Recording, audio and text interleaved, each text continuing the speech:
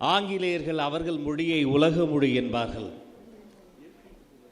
ஆங்கிலேயர்கள் அவர்கள் மொழியை உலக மொழி என்பார்கள். அரபு நண்பர்கள் அவர்கள் மொழியை கவிதை மொழி என்பார்கள். வட இந்திய சகோதரர்கள் அவர்கள் மொழியை தேசிய மொழி என்று அவர்களே சொல்லிக் கொள்வார்கள்.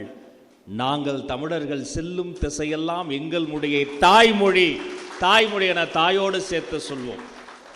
தாயை தமிழை வணங்கி இனிய நாள் இது, இன்ப நாள் இது.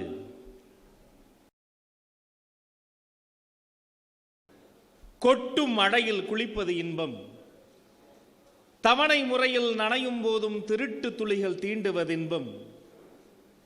திரவச்சாலை போடும் நதிகள், திரைகள் போட்டு பாடும் குயில்கள், மலையின் மார்பில் சுரக்கும் அருவி, மசக்கையில் நடக்கும் மாலை தென்றல், எல்லாம் இன்பம் எல்லாம் இன்பம். எனினும் என்னை போல ஒரு பேச்சாளருக்கு எது தெரியுமா பேரின்பம்? பேச்சுலகின் பிதாமகன் வைகோ அண்ணன் முன்னால் பேசுவதுதான் பேரின்பம்.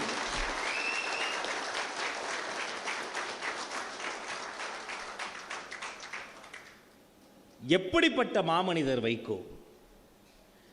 தமிழ் பேச்சுலகில் பேச்சாளர்களுக்கு என்று ஒரு பட்டியலிட்டு அந்த பட்டியலில் ஆக சிறந்த தமிழ் உலகின் தலை சிறந்த பேச்சாளர் என்ற ஒரு மணிமுகடத்தை உருவாக்கி அதை ஒருவருக்கு கொடுத்தால் அவரிடம் நீங்கள் கேட்டால் நான் விரும்பி படிக்கும் பாட புத்தகமே வைகோ என்று சொல்லக்கூடிய அளவிற்கு ஒரு பேச்சாளர். வைகோ என்றால் பேச்சு, வைகோ என்றால் தமிழ், வைகோ என்றால் ஒழுக்கம். 1000 பேர் அவரோடு அரசியல் முரண்பாடு கொண்டு அவரை விமர்சனம் செய்யலாம்.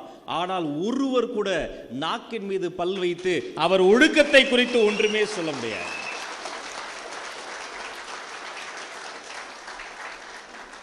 சுவையை 6 என்பார், நிலத்தை 5 என்பார், திசையை 4 என்பார், தமிழை 3 என்பார்.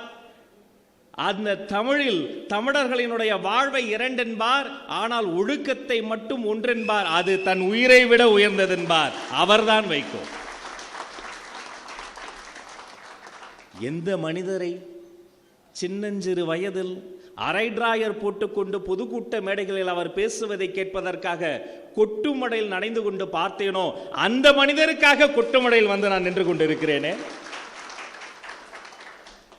யாருடைய பேச்சை இப்போது இருக்கிற தம்பி தங்கைகளுக்கு தெரியாது. அப்போதெல்லாம் இந்த ஆடியோ கேசட் வரும். அந்த ஆடியோ கேசட்டை திருவிழா கூட்டங்களில் வாங்கி வந்து அப்பாவிடம் சண்டை போட்டு, வீட்டில் இருப்பவரிடம் சண்டை போட்டு, இன்னிசை பாடலை கொஞ்சம் நிறுத்துங்கள், என் காதுக்கு இதுதான் தேன் என்று யாருடைய பேச்சை கேட்டேனோ அவருக்கு முன்னால் பேசுவதா?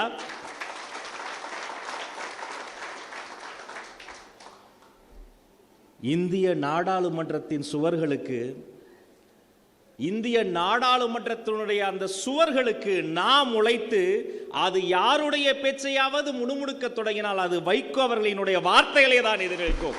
நாடாளுமன்ற புலி அண்ணன் வைகோ. அவர் அழைத்து நாங்கள் வராமல் இருப்போமா? இந்த மேடையை பாருங்கள், எத்தனை பெரிய மேடை.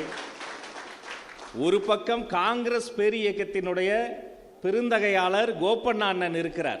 அவர் ஒரு அற்புதமான புத்தகத்தை எழுதியிருக்கிறாரு. தம்பிங்க தோழர்கள் வாங்கி அதை படிக்கணும். இன்னொரு பக்கம் உணர்ச்சி கவிஞர், தமிழ் தேசிய சிந்தனையினுடைய பிதாமகன் உணர்ச்சி கவிஞர் காசி ஆனந்தர் அண்ணன் இருக்கிறார். ஒரு பக்கம் உற்ற தோழர் திருமுருகன் காந்தி இருக்கிறார். இன்னொரு பக்கம் நீதிமன்றத்துக்கு நீதிபதியை விட அதிக முறை போன அண்ணன் நக்கீரன் கோபால் இருக்கிறார். பொது உடைமை தோழர் ரெனின் இருக்கிறார். மறுமலர்ச்சி திராவிட கழகத்தினுடைய அனைத்து நிர்வாகி பெருமக்கள் இருக்கிறார்கள்.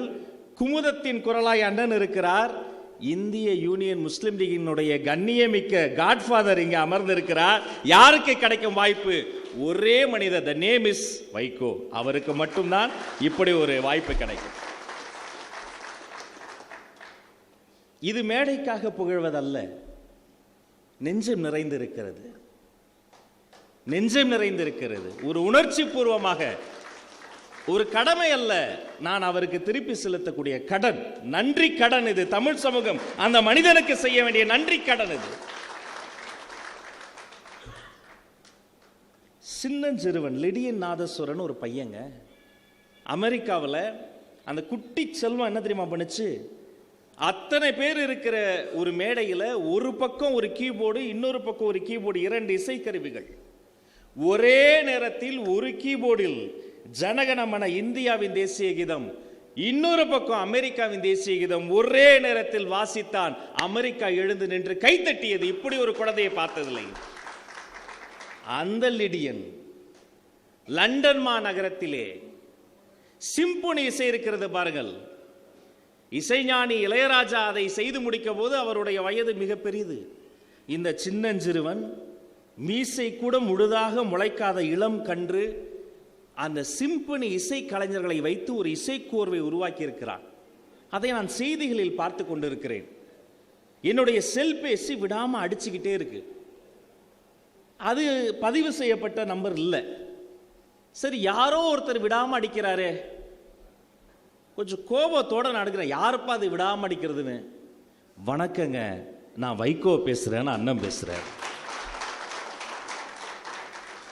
முதல் அழைப்பு. அவர் என்ன கேட்பார், ஏது கேட்பார்?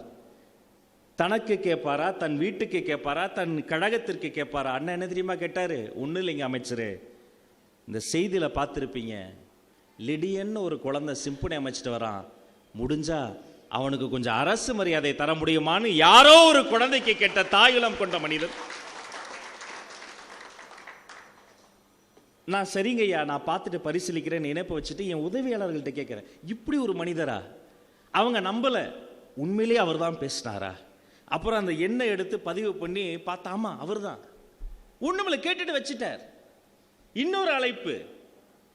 சரி, இந்த முறையாவது தனக்காக ஏதாவது கேட்பார். அவர் சொல்றாரு, ஐயா அமைச்சரே, அவர் வயசுக்கு என்ன பாருங்க மரியாதை, எவ்வளவு சின்னஞ்சிருவேன், என்ன பார்த்து சொல்ற, ஐயா அமைச்சரே, தென்னாட்டு பெர்னாட்சா பேரறிஞர் ஐயா அண்ணா அவர்களுக்கு ஒரு பிறந்தநாள் கொண்டாடணும், இன்ன தேதியில் கொண்டாடணும், இது வள்ளுவர் கூட்டம்ல நடத்தினா சரியா இருக்குமா என்று இந்த எளியவனை பார்த்து அந்த பெரியவர் கருத்து கேட்கிறார் என்று சொன்னால், இவர் சிந்தையெல்லாம் தமிழ், இவர் எண்ணமெல்லாம் நாடு, தனக்கென வாழாது தமிழ், தமிழர் நலன், தந்தை பெரியார், அறிஞர் அண்ணாவை 2 கண்களாக கொண்ட இந்த மாமனிதருக்காக தான் இந்த மேடைக்கு நான் வந்திருக்கிறேன். சாமி கும்புற என்பதுக்கு இல்லைங்க, கும்புற சாமி என்ற கொடுமைக்கு எதிராக முளைத்தவர் தான் பகுத்தறிவு தந்தை பெரியார். காங்கிரஸ் பேரியக்கத்தில் பிணக்கு விலகி வந்தவுடன் ஒரு ஒலி ஆங்கிலத்தில் ஒலித்தது, அது ரிவோல்ட். அத்தனை சகோதரர்கள் அருமையாக கிரானாலஜிக்கல் ஆர்டர்ல சொன்னாங்க, வரிசை கிரகமாக. பின்பு தமிழில் ஒரு ஒலி, பகுத்தறிவு ஒலி, அது குடியரசு. பின்பு ஜனசக்தி. பின்பு கையெழுத்து பிரதியாக ஆரம்பித்தது மாணவநேசன். பின்பு திராவிட கொள்கையாக உருவானது முரசொலி.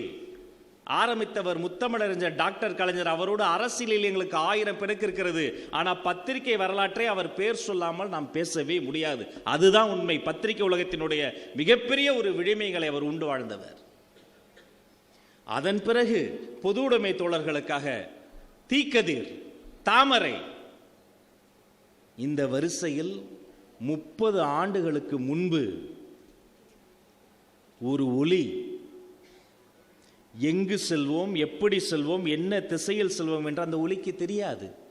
ஆனால் தாயுளம் கொண்ட அந்த மனிதரின் நெஞ்சில் சூழ்கொண்டு கருவாகி உருவாகி இந்த பூமியில் பிறந்து தாயகம் அலுவலகத்தில் அது தவழ்ந்து தமிழ்நாடு முழுக்க நடைபயணத்தில் நடைபயிற்சி செய்து சிறைச்சாலை எனக்கு பூஞ்சோலை என்று சிறைச்சாலை எங்கும் ஓடி இன்று தமிழனுக்கு என்று ஒரு நாடு இல்லை, தமிழன் இல்லாத நாடே இல்லை, 196 நாடுகளில் வாழுகிற உலக தமிழர்களின் உள்ளங்களிலும் இல்லங்களிலும் சுதந்திர உணர்வை பாடி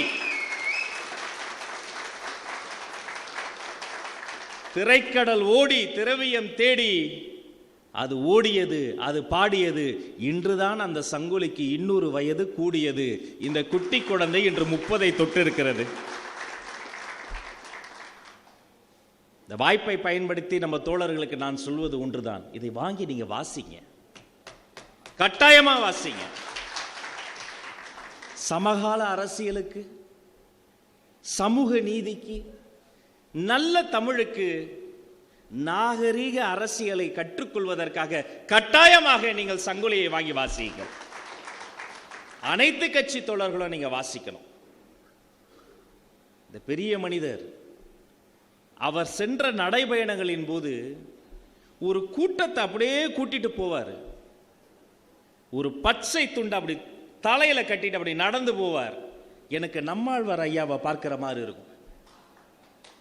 மேடையிலே போராட்ட களத்திலே ஒளிவாங்கி ஒளிபெருக்கி அருகே மனித தலைகள் மட்டும் தெரிகிற அலை கடல்களை போல கூடியிருக்கிற மக்கள் திரள் முன்னால் அப்படி பேசுகிற போது பச்சை துண்டல்ல, அந்த பகுத்தறிவினுடைய நீட்சி ஒரு கருப்பு துண்டை இடையில அப்படி தூக்கி போடுவார் பாருங்க.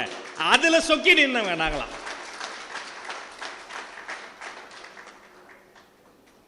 அவர் பேச ஆரம்பிக்கிற முதல் நிமிடம் தென்றல் தவழும்.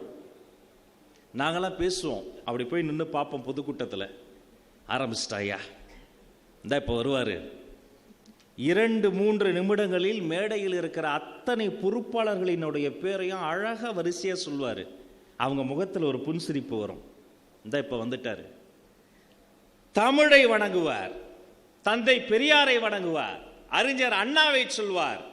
அதன் பிறகு தென்றல் புயலாக மாறும். அதை கேட்கின்ற போது நெஞ்சம் கொதிக்கும், மேனி சிலிர்க்கும், கண்கள் கலங்கும். நயாகரா வீழ்ச்சியை தனது பேச்சில் கொண்டு வந்து காட்டிய ஒரு மாமனிதர்.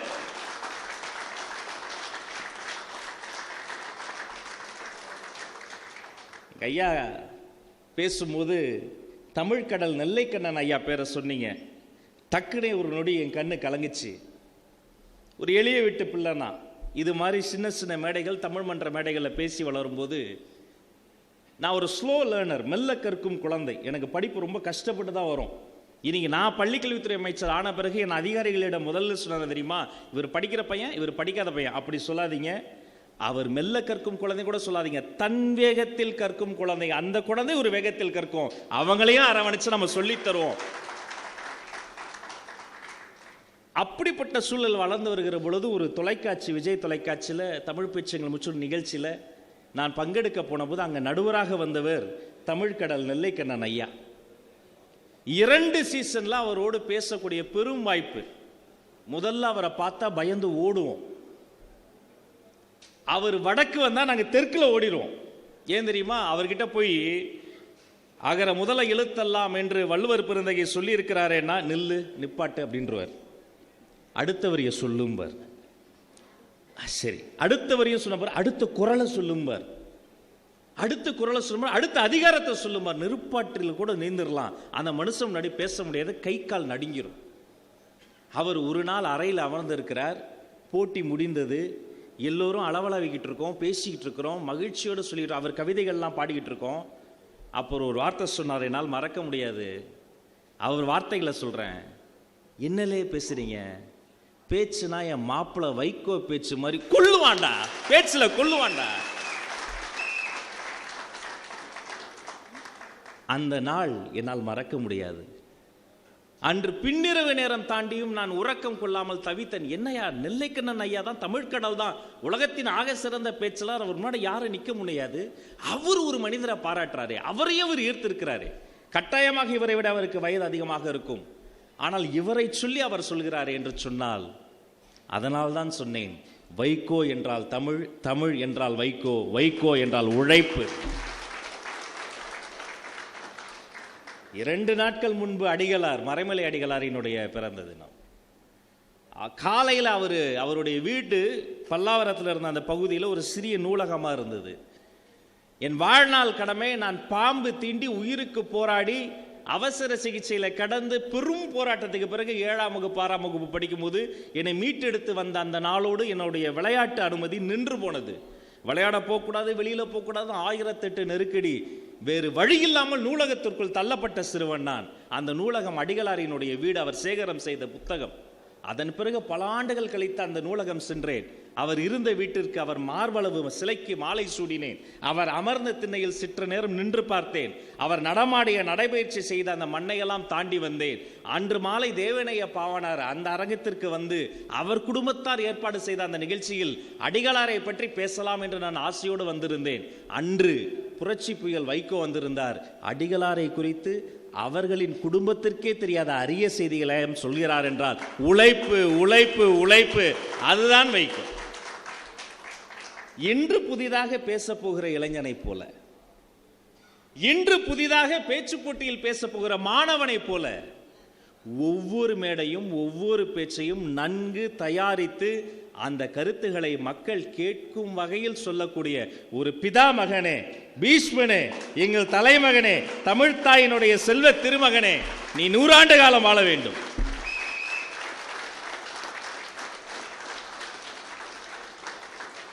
அவரை குறித்து பேச எங்களுக்கு ஆசை அதிகம் உண்டு, ஆனால் நேரம் இல்லை. எனவே அறிவார்ந்த இந்த சபையின் அனுமதியோடு எனக்கு இருக்கும் நேரத்தையும் எடுத்து அந்த புரட்சி புயலுக்கும் சேர்த்தே தாருங்கள். அவர் பேசட்டும், நாம் கேட்போம் என்று சொல்லி உங்களை வாழ்த்த வயதில்லை, வணங்கி விடைபெறுகிறேன். அத்தனை பேருக்கும் நல்லதே நடக்கட்டும், நலமே சொல்லட்டும். நன்றி. தமிழ் வணக்கம்.